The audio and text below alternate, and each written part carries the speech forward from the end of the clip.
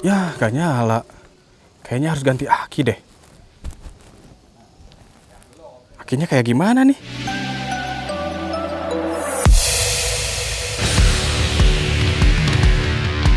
Halo, Hive Store. Balik lagi dengan Budi Hudiana dari HPZ TV, bicara tentang handling, power style, dan maintenance. Di sini tempatnya. Mas, mogok ya? Iya. Mogok di motor bisa sebabkan banyak hal. Salah satunya adalah di bagian kelistrikan. Apa saja sih bagian kelistrikan yang bisa membuat motor Anda tidak berfungsi?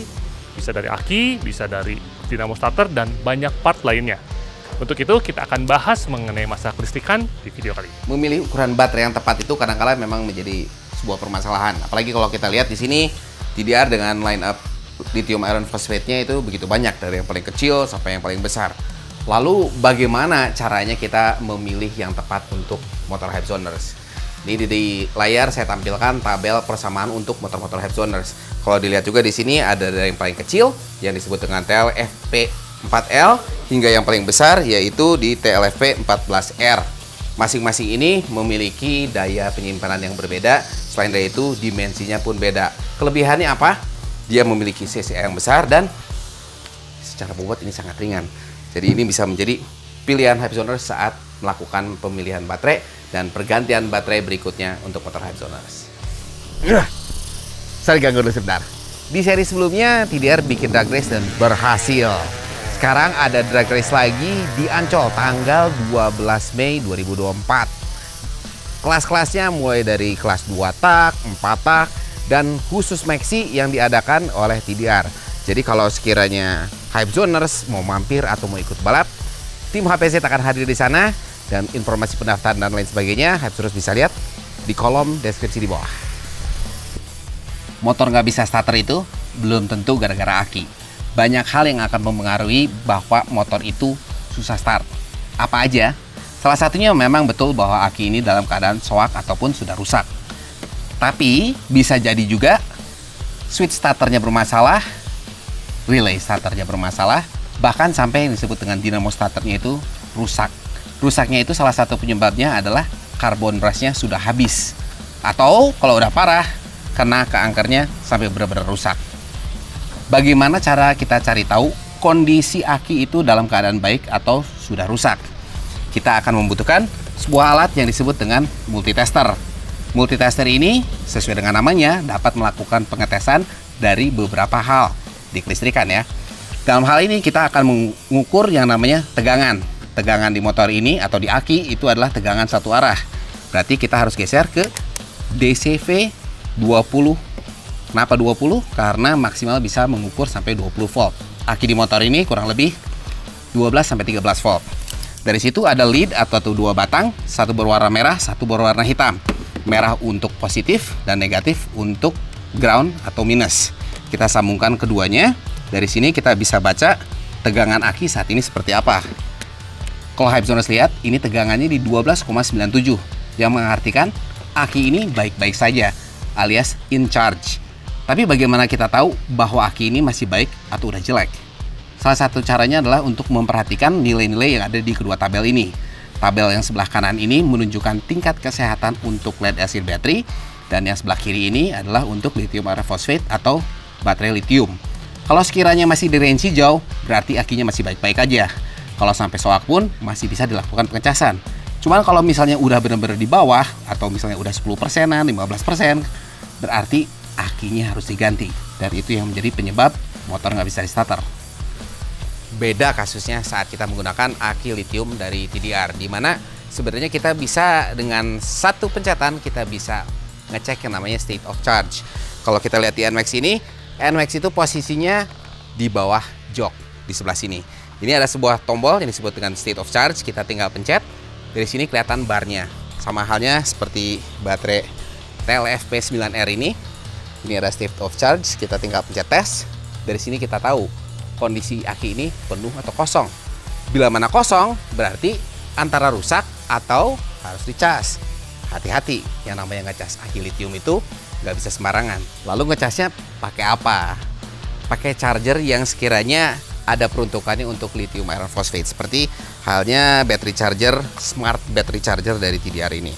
Di sini bisa melakukan beberapa hal. Pengecasan aki lead acid biasa, lithium iron phosphate ini dan bisa melakukan pengetesan.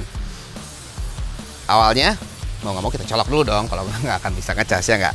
Dari sini ada terminal plus dan minusnya, tapi sebelum itu kita harus tentukan dulu modenya atau tipenya. Kalau bisa Hypersoners lihat ini posisi di gel.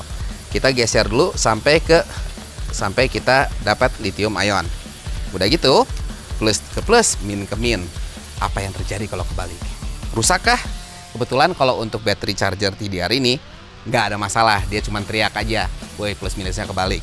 Tapi kalau nggak kebalik, kita pasang sesuai seperti ini, dan dia akan melakukan pengecasan. Bisakah kita melakukan pengecasan di atas motor? Bisa, tapi sebaiknya bila mana kita melakukan pengecasan aki di motor, terminal minusnya sebaiknya dilepas. Seperti ini, dia lagi melakukan pengecasan, tinggal ditunggu sampai waktu dia full.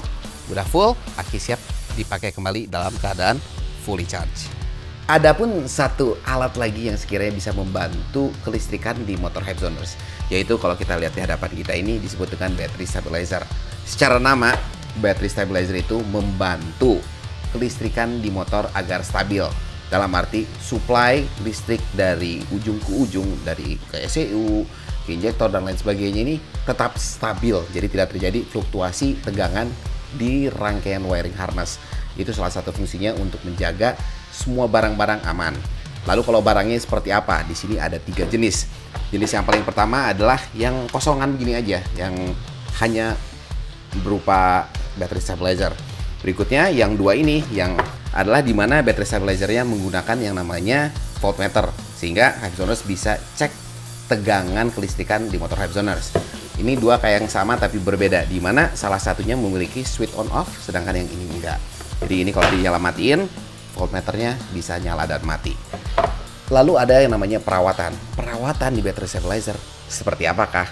Pada dasarnya sih sebenarnya kita cukup dengan melihat dari terminal-terminal di ujungnya. Kalau sekiranya di terminalnya ini ada korosi, dibersihkan. Selain dari itu, kapan mulai rusak atau sekiranya harus diganti yang namanya battery stabilizer ini?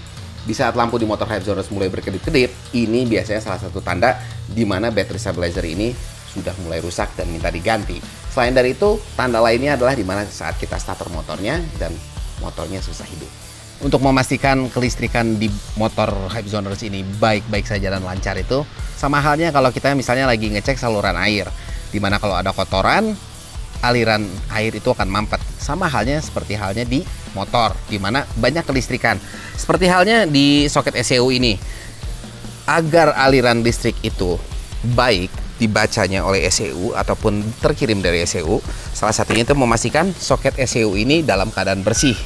Kalau misalnya ada kotoran ataupun korosi, bersihkan. Bisa menggunakan kontak cleaner ataupun dikorek sekalipun agar korosinya hilang. Selain dari itu, komponen-komponen lain seperti injektor, terus sensor-sensor yang lain, ini harus dipastikan konektornya baik tertempel ataupun tidak ada kotoran di konektor-konektornya. Sehingga listrik yang mengalir di sistem motor injeksi ini, inputnya baik dan outputnya baik. Sehingga motor berjalan sempurna. Mas, tadi bener ya akinya ya? Bener. Tapi udah ada juga kan, ketemu kan akinya kan? Udah. Ini dia. Nah, tipe untuk aki di motor Hypersoners itu berbeda-beda. Tadi sudah ada tabelnya juga untuk dilihat ya. Jadi motor Hypersoners apa, sesuaikan dengan tabel yang tadi sudah ditayangkan. Lalu jika Hypersoners ada masalah di kelistrikan, sekarang Hypersoners pun sudah tahu langkah apa yang harus dilakukan untuk melakukan pengecekan terhadap kelistrikan di motor Hypersoners. Oke, gitu aja Hypersoners. Jangan lupa untuk like, share, dan subscribe. Tonton video kita selanjutnya. Ciao!